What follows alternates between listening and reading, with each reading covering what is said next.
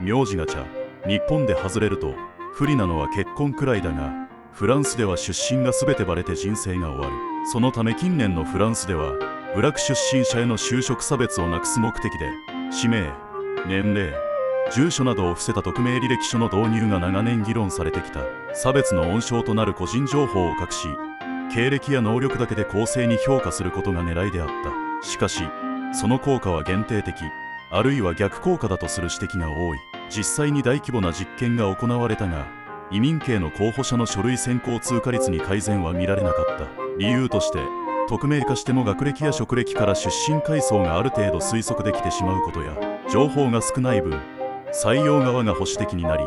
かえって名門校出身者など分かりやすい経歴を優先する傾向が強まったのだ。また筆跡などもその人の出身を予測する要素となっており、大企業ではなんと筆跡鑑定士が在籍する場所もある。